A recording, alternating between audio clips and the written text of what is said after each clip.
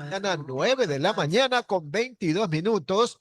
9 de la mañana, 22 minutos. Ustedes están en sintonía de Radio Atalaya y de su programa de opinión política Punto de Vista.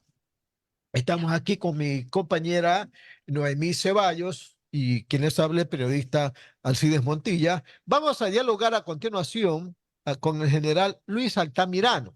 Él fue comandante del ejército y queremos, general, un poco analizar con usted este tema de este conflicto que muchos dicen que era de tipo fitosanitario, pero otros dicen que era un conflicto geopolítico, esto de Ecuador-Rusia, con el tema de la venta de bananos, que decía que tenía una plaga, etcétera, pero que en medio de eso había este tema de las armas rusas canjeadas con Estados Unidos, que muchos dijeron que eran chatarra. El presidente, en una entrevista que ha concedido a CNN, ha dicho que no quiere que Ecuador se inmiscuya en un conflicto armado y que no se enviará el armamento ruso a Estados Unidos. General, ¿con esto terminamos este conflicto o usted cree que hay muchas más explicaciones que dar? Buenos días. Alcides, buenos días. De igual forma, un saludo para Noemí y un saludo cordial a toda la audiencia. Pienso que es fundamental comprender, y esto yo creo que todos los ciudadanos y especialmente la clase política, que los temas de seguridad, por más que no sean redituables políticamente, no son los temas que tiene un mayor interés la gente, deben ser tratados con especial cuidado, pues la esfera del mundo militar, uno pensaría que se mueve independientemente de los aspectos de la política doméstica y la política exterior, y no es así. Están interconectados, están interligados. El mundo actualmente está marcado por tensiones de la prevalencia de potencias frente a lo que también se conoce como el poder disperso. Este es uno de los ejes que se estudia en el campo de las relaciones internacionales y en las teorías de la seguridad. Y el otro es las tensiones que existen entre la competencia y la cooperación. Y ahí se generan estos escenarios de multipolaridad, que es lo que estamos viendo, que es la prevalencia de potencias como Rusia, Estados Unidos, China, Francia, Reino Unido y los mecanismos de competencia, o por otro lado tenemos el multilateralismo, o tenemos también los escenarios de fragmentación o escenarios que se da de cooperación entre actores. Y los Estados Unidos ha buscado con Ecuador, frente a una situación de un país que tiene lógicamente un peso específico disminuido en términos de la participación en la geopolítica mundial, mecanismos de cooperación que hay que comprender que los países, más allá de cuando hablamos de amistad, tienen intereses, pero es necesario que en este marco complejo que yo le señalo de estos ejes entre la tensión justamente del poder y los mecanismos de cooperación y también los mecanismos de confrontación que existen, el Ecuador actúe de una forma inteligente. Y lastimosamente, eh, las conversaciones que se han venido teniendo con los Estados Unidos dejan a entrever desde el gobierno anterior de que venían dando algunos acuerdos de asistencia en el campo de seguridad, que esto hay que felicitar. Y cuando hablamos del campo de seguridad, hablamos de la fiscalía, en actividades de carácter policial, militar, pero en donde como parte de esta se negocia la entrega de un equipo militar perteneciente a las Fuerzas Armadas del Ecuador para ser entregadas, lógicamente, a Ucrania. Y en ese momento estamos entrando innecesariamente, más allá inclusive de las condiciones legales que existen en el mundo para la transferencia de armamentos, en una posición muy incómoda, yo diría innecesaria. Y usted me dice, esto ha terminado ahí. Lógicamente que no termina, pero algo que es fundamental, el país tiene que aprender de los errores. El país que no aprende de los errores los vuelve a cometer. Recuerde que no hace mucho tiempo se anunció la destrucción de 10.000 fusiles que fueron donados por la República de China.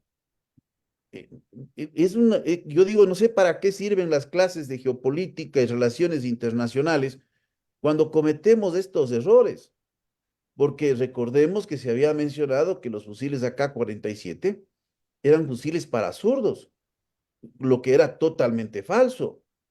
Y a la final, mire, el día de ayer sale publicado en una nota del diario El Universo que son capturados o recobrados dos fusiles, y en la foto son los fusiles AK-47, que no son fusiles inservibles, pero justamente la política lleva a hacer este tipo de declaraciones que generó unas tensiones en su momento con China, que a la final quien iba a salir afectado de todo esto era el Ecuador. Ahora nuevamente, más allá de este impasse que supuestamente queda solucionado, habría que escuchar completamente la entrevista del señor presidente que saldrá el día domingo en CNN, pero lo más importante es que también se determinen responsabilidades de de quienes asesoraron de esta forma al presidente de la República, más allá de que podría haber sido tratado este tema en específico desde el gobierno anterior, porque por un lado, yo tengo una enorme preocupación. No se trata de un material que está en condiciones de chatarra ni en condiciones de obsolescencia. Hay que entender que en la defensa, y esto no solo en el Ecuador, sino en todos los países, existen procesos de modernización, de actualización tecnológica, de mantenimiento que permite tener condiciones de operabilidad que le dan una garantía frente a una necesidad extrema de uso, porque en el momento que se da una situación como una guerra, no es que ese momento usted va a comprar los pertrechos militares, primero que no existen en el mercado, y las condiciones de adquisición se vuelven mucho más complejas. Recordará usted inclusive que tuvimos un hecho muy bochornoso, como fue esta compra de fusiles que se hizo a Argentina, los cuales no eran nuevos. Entonces, un país tiene que anticiparse, prepararse. El problema del Ecuador es no tener una política de largo aliento en donde nos anticipemos a estos escenarios, porque el hecho de que no exista un conflicto interestatal en este momento, o que no se vislumbre por lo menos en los próximos años, no hace que pensemos entonces en desmantelar a las Fuerzas Armadas, porque será muy tarde recobrar capacidades. El material que se pensaba entregar, parte del mismo inclusive, tiene fabricación 2010, porque hay helicópteros que se compraron a Rusia en 2010. Otro material, cerca de 6, 7 helicópteros, tienen fabricación de 1997, que en aviación, un aparato de 25 años, un aparato de 12 años, están operables por largo tiempo y sobre todo con costos de operación menores y que ha satisfecho las necesidades de Ecuador. Ahora, bienvenida a la cooperación de Estados Unidos si se quiere entregar otro tipo de capacidad. Pero más allá de hablar de dineros, usted iba a eliminar una capacidad tan importante como es la capacidad de artillería, en términos de lo que se conoce, es un término técnico de saturación de área, que no se sustituye con un cañón. Estos son lanzadores múltiples de cohetes que se emplearon en el CENEPA, que tuvieron un efecto decisivo en el resultado y que lo que hacen es saturar con fuego un área determinada en un espacio de tiempo reducido. De esos tenemos otros 19 lanzadores, todos operables. Inclusive 10 de ellos fueron remotorizados hace 12 años. Ahora, claro que existen problemas de carácter mecánico, pero hay un proyecto, fue presentado inclusive en mi tiempo, el prototipo acaba de hacer tiro, le digo exactamente hace 4 meses, en donde cada lanzador refaccionar su parte automotora a través de una nueva plataforma vehicular cuesta $250,000. Significa que 19 lanzadores, recuperarlos tiene un valor de $5 millones. Un lanzador nuevo de esta naturaleza podría estar sobre los 7, $8 millones. Entonces, pensemos que también justamente estos componentes de la defensa en términos de investigación de tecnológica, de proyectos, puede restituir estas capacidades.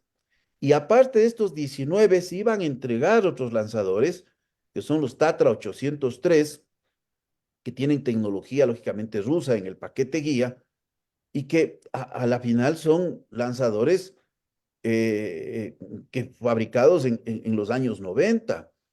Entonces, comprendamos. Ahora, si queremos justificar por el precio de este valor, bueno, lógicamente vamos a encontrar que el precio es reducido porque sus registros se hicieron en una compra en donde se facilitó con el gobierno de Nicaragua en ese momento a un precio menor. Pero lo propio pasaría si usted va a ver el valor de los tanques que tenemos que fueron comprados en la década de los 70 y no estamos pensando en deshacernos. Entonces, obremos, yo le digo, con equilibrio. Muchas veces este tipo de temas, Alcides, son General, temas que entran en una política de disputa partidista, general, lastimosamente.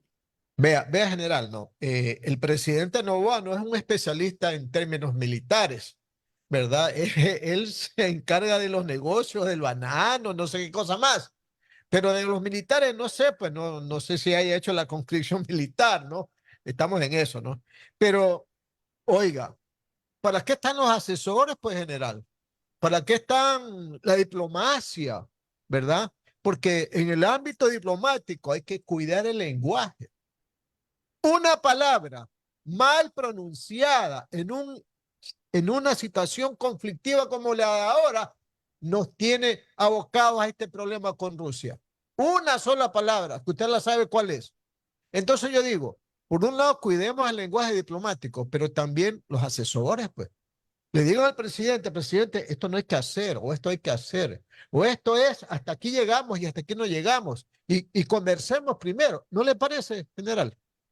Mire, yo creo que el asesoramiento militar en el gobierno anterior y en este gobierno ha sido totalmente deficiente, porque llegar a una situación en donde se coloca al presidente actual frente a una disyuntiva de la entrega de un material que inclusive iba a traer per se condiciones de tensión diplomática con Rusia, le digo, me parece a mí, o sea, un hecho lamentable el nivel de asesoramiento, pero sobre todo el nivel de responsabilidad. ¿Cómo es posible que se asesore de esta forma o se persista en una idea frente a quien sabe la intención personal de permanecer en una función, en una posición? Eso para mí, le digo, a mí me ha dolido profundamente este tema porque soy una de las personas, y diría la persona encargada que recibió el material de lanzacohetes, que estructuró los primeros cursos, que desarrolló la doctrina, porque nos vendieron el material, pero no teníamos doctrina de empleo lo traje desde Brasil, lo adapté, que diseñé los sistemas de cálculo de tiro automatizados, inicialmente con calculadora y después a través de programas de computación. O sea, y ver que un material que lo dejé hace poco, cuando fui comandante del ejército, que está completamente servible, que tenía una alternativa de modernización, de actualización, de repente se lo quiera colocar en una calidad de inservible. El problema está en quienes le presentaron este informe al presidente de la República.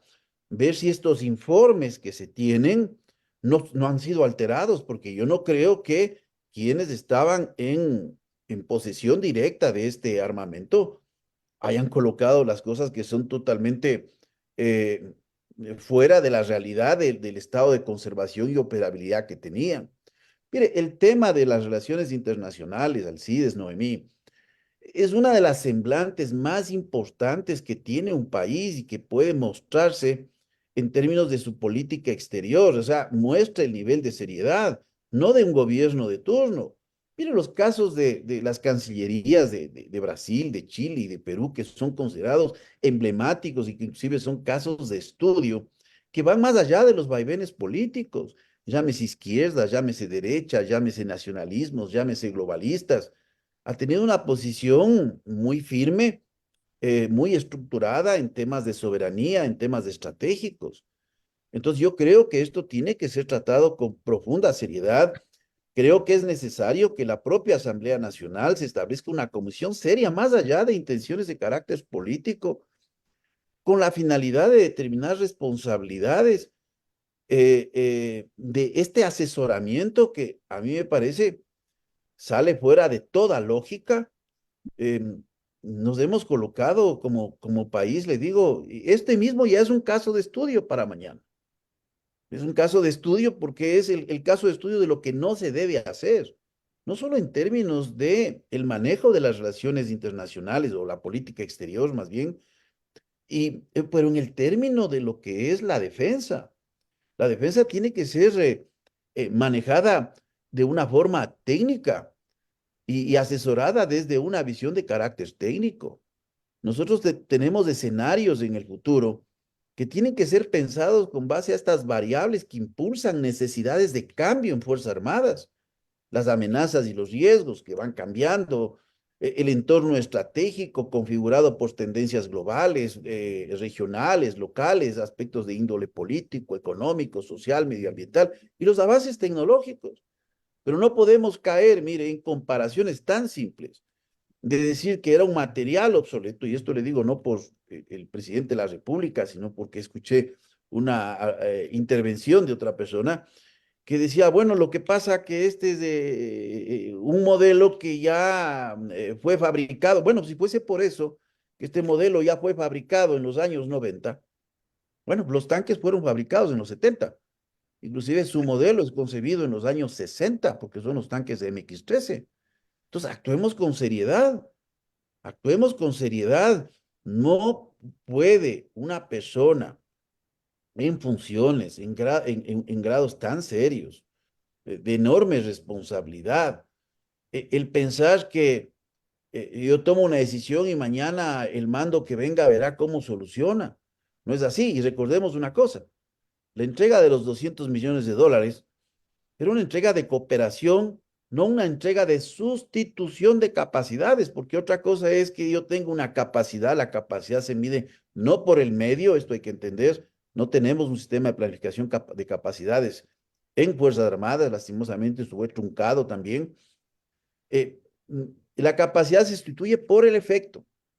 Es lo que se conoce como Effect-Based Operation, que es efecto en base a operaciones. Entonces, si yo tengo una capacidad de transporte estratégico de 1.000 hombres en 24 horas, esa capacidad que voy a desmantelar, tengo que sustituirla, pero aquí no se pensaba sustituir las capacidades de lo que se conoce en la doctrina militar, las capacidades de apoyo de juegos.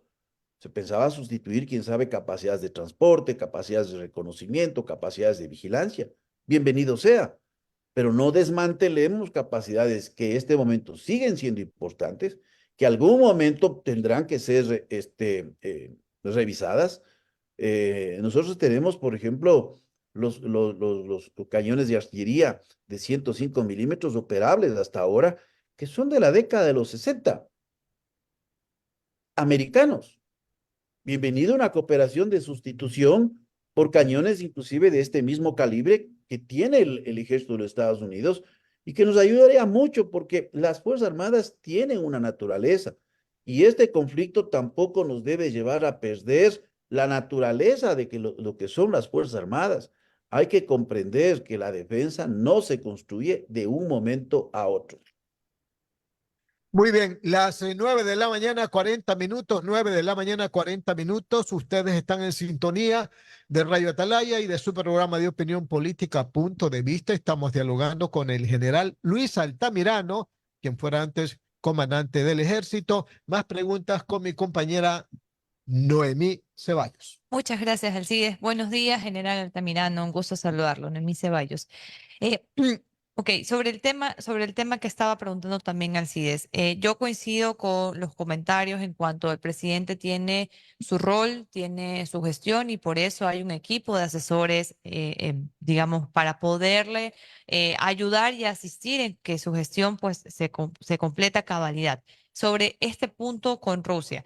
Entiendo yo que hay un acuerdo que se firmó con Rusia, Ecuador y Rusia en el año 2008, en donde se prohibía la entrega de este material previo o sin autorización más bien de la otra parte.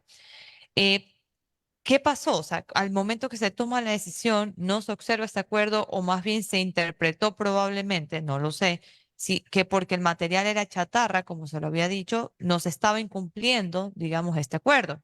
Primer tema. Segundo tema, más allá de que si fuera chatarra o no, si es que se debía igual a observar el punto de que la previa autorización, al menos la comunicación. Y otro tema interesante que se dice información pública es que además Ecuador no había dado el listado del material que se estaba enviando a Estados Unidos. Y finalmente, ¿cuál es el propósito? Digamos que hubiera sido chatarra, digamos que se hubiera cumplido todo el protocolo. Para todos los que nos están escuchando, ¿cuál es el propósito detrás de enviar material de Ecuador a Estados Unidos bajo las condiciones que el Estado estaba indicando? Bueno, nosotros sabemos, Nuevino, nuevamente saludo cordial. Nosotros sabemos cuál era el destino. El mismo funcionario de los Estados Unidos, Sullivan, me parece que es el apellido, mencionó de que este material estaba destinado para el conflicto en Ucrania. Entonces, claramente sabemos cuáles eran las intenciones. Ahora, mire, más allá de este material, en el mercado de armas hay condiciones que son muy claras e inclusive de carácter internacional. Cuando usted va a deshacerse, llamémoslo así, de un material que considera que para los fines de sus capacidades no es el adecuado y lo va a sustituir, usted tiene que comunicar al fabricante y al país fabricante para que se autorice la venta. Inclusive, cuando componentes importantes de un material provienen de un tercer estado, este tercer estado también tiene que autorizar.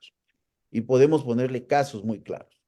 Chile compró los tanques Leopard 2 a Holanda.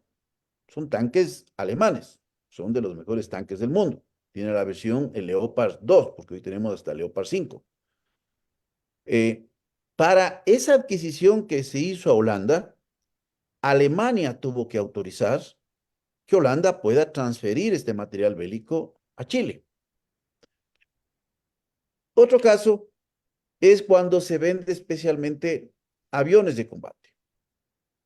Los aviones de combate israelitas, por ejemplo, los que nosotros disponíamos, los Kafir, las turbinas de estos aviones son de fabricación norteamericana. Para Israel vender los aviones Kafir en su momento al Ecuador, tuvo que existir la autorización de los Estados Unidos, del propio Congreso de los Estados Unidos, ahí es cuando hay institucionalidad, para que ese material pueda ser comprado por Ecuador. Entonces, hay reglas que ya están establecidas en los mercados de armas y tiene que existir transparencia. Y yo pongo un ejemplo simple. ¿Qué pasaría si durante el conflicto bélico que tuvimos con el Perú, Colombia, por poner un país vecino, o pongamos Chile, cualquier otro país, hubiese entregado material de sus, inclusive no de sus fábricas, sino de material que estaba en servicio o que lo consideren en un estado ya de obsolescencia o de no uso, a Perú, que nos dábamos la vuelta y le sonreíamos a ese país? Lógicamente que no, porque en ese momento, en una situación tan, yo digo siempre hay que ver las variables de carácter geopolíticas, entender el peso político que tiene el Ecuador por su geografía en términos de su ubicación, sus dimensiones territoriales, sus recursos, el tamaño de su economía, la demografía, su desarrollo de carácter tecnológico. Todos son elementos que generan el posicionamiento estratégico que puede tener un país y el peso específico que puede tener un país. Por eso yo no me alegro mucho cuando el Ecuador se mencionó en un momento determinado que alguien puede decir, bueno, me parece que no tiene lógica, pero muchos países no buscan sentarse en el Consejo de Seguridad. ¿Por qué? Especialmente países nórdicos, europeos, porque a la final no quieren estar dirimiendo de problemas de pesos geopolíticos en donde tienen que tomar una decisión, porque ahí las resoluciones del Consejo de Seguridad son a favor, en contra o abstención. Y todo esto tiene una lectura, porque en relaciones internacionales no solo lo que se dice, sino lo que no se dice, tiene un peso específico.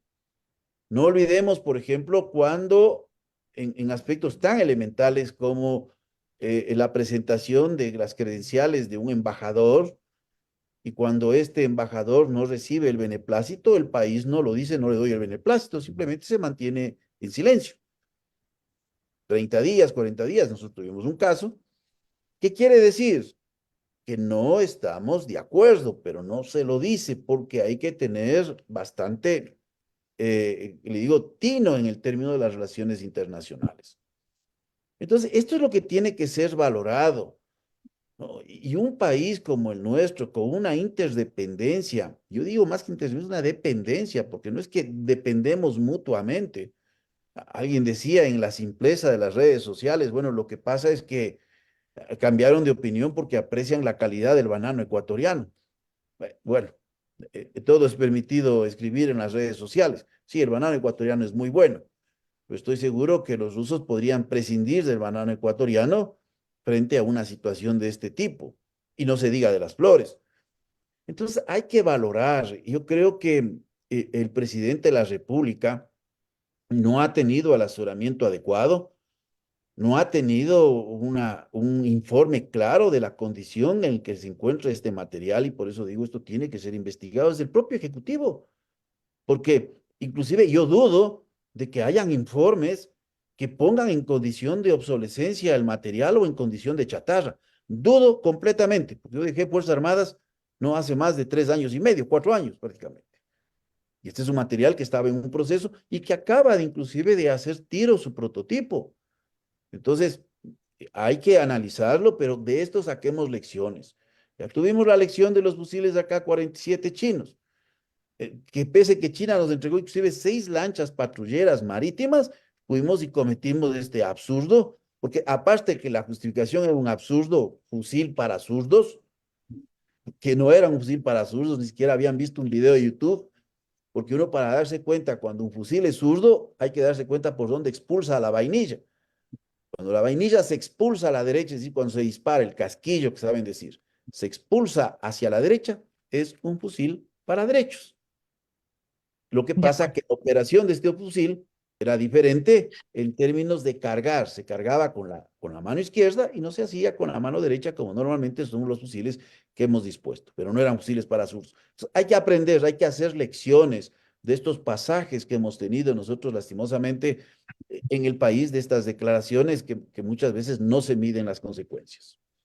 Sí, sí, totalmente. Tal vez el momento que se tomó la decisión no se dimensionó hasta qué punto Rusia pudiera contestar o tomar, digamos, una posición al respecto. Pero a ver, de acuerdo a todo lo que usted menciona, si hay protocolos, o sea, parecería que también parte es como de poca experiencia hasta cierto punto, responsabilidades, por ejemplo, tal vez del ministro de Defensa y ciertos otros, digamos, roles que, o sea, personas que debieron haber advertido y que debieron haber tal vez visto esto. Ahora, el impacto en este caso fue la prohibición de exportación de banano a ciertas empresas. De acuerdo a declaraciones de los directores de las asociaciones de banano, finalmente no hubo un impacto económico relevante o importante o casi nulo, dado que el banano finalmente se puede exportar o a otros destinos o a través de otras compañías, que es lo que públicamente se ha mencionado. Eh, la posición de Rusia frente al el levantamiento al final del día fue, digamos, una posición suave, ¿no? Porque pudo haber tal vez tomado una posición mucho más restrictiva y simplemente no haber levantado la sesión en las exportadores. ¿Qué comentarios usted pudiera tener sobre la posición de Rusia de permitir en un lapso que fueron 15 días, menos de un mes, el que pudiera nuevamente regularizarse las exportaciones al país? Mire, en la diplomacia, lo que se dice tiene un valor muy importante y sobre todo que la diplomacia persigue determinados objetivos. ¿Cuál fue el objetivo trazado desde las autoridades diplomáticas rusas? Que esta operación de entrega, entre comillas, de chatarra, porque no es chatarra, a excepción de parte de un material que sí está en condición de obsolescencia, que son el sistema antiaéreo y las ametralladoras ZGU-2, pero lo que quería es impedir que esta situación se produzca. ¿Alcanzó su objetivo? Alcanzó. Mire, le voy a traer a colación un, un, un hecho que es emblemático, histórico. Nosotros tenemos una parte de la historia. Recuerden ustedes la crisis de los misiles en Cuba, en el tiempo de Kennedy. El objetivo que buscaba los Estados Unidos es que no se continúe la instalación de estas plataformas de misiles en Cuba. Nosotros pensamos que, bueno, la posición de los Estados Unidos permitió que se alcance este objetivo. Pero también en ese tiempo la Unión Soviética alcanzó el suyo. Y uno dice, pero es que no se instaló las plataformas. Sí, pero se retiraron los misiles americanos que estaban en Turquía. Pero esto no se publicita, o sea, no se dice. Por eso es que aquí, de una forma muy hábil, no se ha ligado los dos temas. De un momento a otro le dice, bueno, no va a ingresar el banano ecuatoriano porque hay un problema de carácter fitosanitario. Entonces, esa es la forma de dar el mensaje, que es una forma clara de decirle, mira, si persisten ustedes en este intercambio, en esta venta en contrapartida de una asistencia militar de los Estados Unidos, bueno, vamos a seguir con esta emergencia fitosanitaria. O sea, para un buen entendedor, dos palabras. Eso es lo que ha sucedido. Eso es lo que hay que entender, Noemi. Correcto. Muchísimas gracias, general. General, solamente para corroborar la conversación, ¿verdad? En el mes de noviembre de 2008, el 27 de noviembre de 2008, Ecuador y Rusia suscribieron un acuerdo de cooperación técnico-militar que abarcaba, entre otros aspectos, entrega de armas, material de defensa y otros productos de uso militar de defensa de origen ruso disponibles para las Fuerzas Armadas de Ecuador, así como su mantenimiento técnico y reparación. El acuerdo establece una prohibición que calza con la posición actual de Moscú, es otra palabra, que ninguna de las partes puedan vender ni entregar a terceros productos de uso militar sin previo consentimiento del proveedor. O sea, más palabras, menos palabras, aquí está la plena, como dice regularmente la gente. Ni discusión ni de ningún lado ni de otro. Aquí están los documentos. Y los documentos hablan. 2008, noviembre 27 de 2008. Si ya no se quiere conocer o alguien no ha asesorado al presidente en estos casos, es otra materia. Pero aquí están los hechos, general. Alcides, más allá de este documento que es importante, que usted señala, hay normas internacionales que inclusive constan en documentos oficiales de las Naciones Unidas sobre la transferencia de material bélico. Es decir, inclusive inexistiendo esta norma que usted menciona, es obligación del Estado parte de una transacción el que el transferir material bélico de origen de otro país tiene que contar con la autorización y conocimiento de ese país.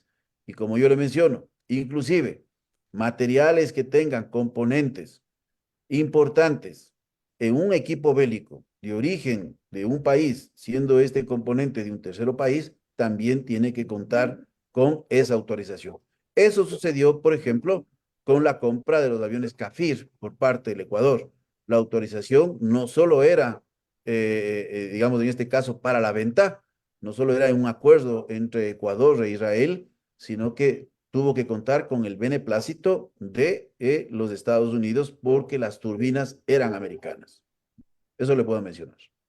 General, cambiemos un poquito de tema porque sería muy interesante conocer su opinión sobre lo que en este momento está pasando en el Ecuador, porque hay mucha gente que dice, oye, como que estamos sintiendo un poquito más de seguridad, vemos que las Fuerzas Armadas están en las cárceles, vemos que están en los barrios peligrosos, vemos que la gente un poquito como que quiere recuperar la fe, la tranquilidad, la confianza, y eso lo estamos exterminando todos, pero seguimos sin saber cuál es la política de seguridad del gobierno. No sea, en otra palabra, ese denominado Plan Fénix. No lo sabemos si eso es por estrategia, que no lo quieren dar a conocer. Pero yo le pregunto, ¿usted siente esa misma sensación? O sea, estamos un poco más calmados, la gente está un poco como que quiere recuperar la confianza y la fe y la tranquilidad y la seguridad en el país, o esto solamente es una quimera que apenas termine el estado de excepción, los militares se vayan a sus cuarteles, la SNAI comience nuevamente a administrar las cárceles y volvemos a lo mismo de antes. Mire, Alcides, se requiere una reforma estructural muy profunda en varias instituciones que debe conllevar justamente la planificación que tiene que abordar el gobierno. Caso contrario, no va a existir una solución. No pensemos que el problema que atraviesa el país en términos de la criminalidad, tanto organizada como la criminalidad común, se soluciona exclusivamente con el empleo de carácter militar y policial. Mire, al momento le digo, Alcides, me gustaría también invitarle a usted y a Noemí. Yo creo que en el plazo de un mes ya estamos publicando un libro con otra persona, un buen amigo, un buen analista, sobre el desarrollo del crimen organizado en el país para Ah, qué bueno. comprender de Interesante. forma estructural lo que es la fase predatoria del crimen, que esto inicia en los 90 hasta el 2006 aproximadamente. Posteriormente tenemos lo que se conoce como la fase parasitaria entre el 2006 y 2018. Y a partir del 2018, lo que se conoce como la fase simbiótica del crimen organizado, que es lo que estamos viendo en este momento, con una serie de estructuras, niveles y todo lo demás. Así como tenemos un análisis estructural de este diagnóstico, que hay que verlo en una retrospectiva en el largo plazo, también hay que ver las políticas públicas en el largo plazo. Temas como la incapacidad que tiene el sistema de justicia, temas como los niveles de penetración que existen en instituciones de seguridad, especialmente en la Policía En la Nacional, justicia. en donde yo estoy de acuerdo. Yo vi un reportaje de un ex policía, ahora político, que decía, la policía pone la cara y los muertos. Sí, tiene razón, pero no nos olvidemos que el 1% de la policía, en varios casos, también está poniendo personas que se han vinculado con actividades criminales. Y si pensamos que los controles internos van a subsanar estos problemas, estamos muy equivocados.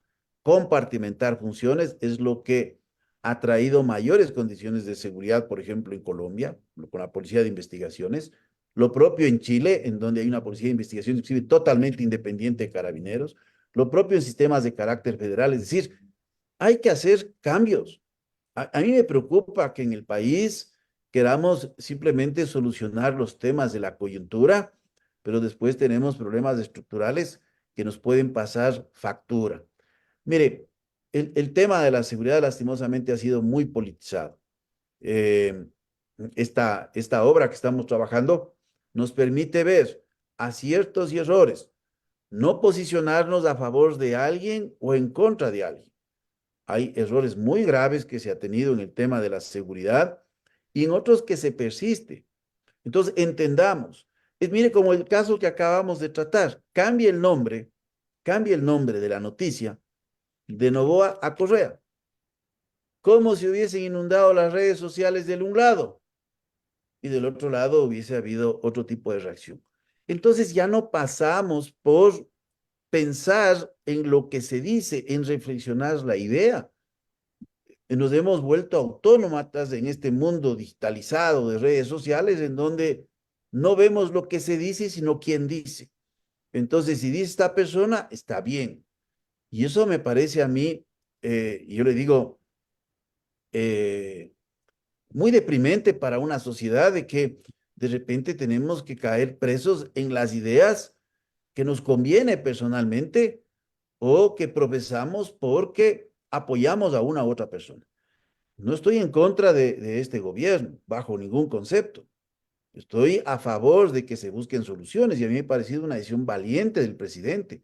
Pero el presidente tiene que asesorarse de gente técnica, de gente profesional. Me pregunto qué es lo que dijo el mando militar al respecto de este tema que venimos tratando.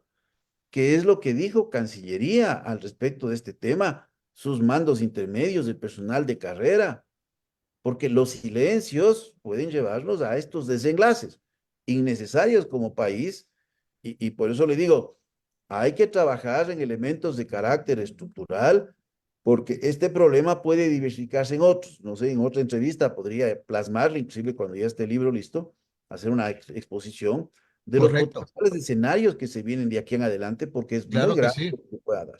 Eso es al Claro cine. que sí, general. Sería tan Muy muy interesante. interesante, ¿no? Apenas se presenta Publique. el libro sobre el crimen organizado que ha escrito usted con otra persona, poderlo leer y después comentarlo con usted, pues, ¿no? Las últimas preguntas de mi compañera Noemí Ceballos. Sí, sí, muy interesante y felicitarlo por el libro y sería un gusto tenerlo acá, sobre todo que nos explique cómo, entiendo, han ido como desarrollando pues por etapas y por momentos el desarrollo del crimen organizado. Muy, muy interesante. Eh, Tengo una pregunta puntual. Yo coincido también con lo que he indicado que el tema de seguridad no solamente es un tema militar, no solamente es un tema de policía, es un tema de poder judicial, eh, desde los cargos, digamos, más simples que podremos imaginar, desde un tema social. Tema de puertos, hablando tema droga. eh, eh, Creo que es una de la puerta justamente en donde da apertura a que haya la entrada, salida, sobre todo la salida de drogas como se conoce que pues transita en nuestro país. ¿Cuál es el estatus de el incluir tecnología, como eran los escáneres, que eso fue una disposición que se puso desde el gobierno anterior y que se entiende de que las grabaciones de estos escáneres tienen que estar bajo el control también policial para que esto pueda constituir una prueba, etcétera, etcétera? Algo he escuchado el día de hoy que ya se está como agilitando, pero esto creo que ya lleva casi 2 años desde el momento que fue la disposición y pues no se incluye tecnología. ¿Cómo usted ve eso como positivo para también ayudar al tema de la seguridad? Mire, siempre el desarrollo de capacidades hay que verlo desde una manera sistémica. Cuando hablamos tecnología por tecnología, lo que podemos estar es atendiendo a un déficit de un área específica, pero no atendiendo a mejorar el modelo de gestión. Cuando hablamos de desarrollar una capacidad, estamos hablando de no solo de la infraestructura, de los equipos, del material, sino también del personal y también de ese modelo que va a operar. A mí me parece que seguir colocando todos los huevos en una canasta es uno de los grandes errores que se tiene en el país. Y le voy a poner un ejemplo porque hemos revisado la historia para poder justamente plasmar esto que estamos elaborando junto con Cristian Ordóñez, mi amigo. Eh, Nosotros hemos estado acostumbrados a soluciones compartimentadas, no soluciones de carácter integral. Volviendo así directamente al tema. No es la tecnología lo que nos va a solucionar el problema, es un conjunto de elementos.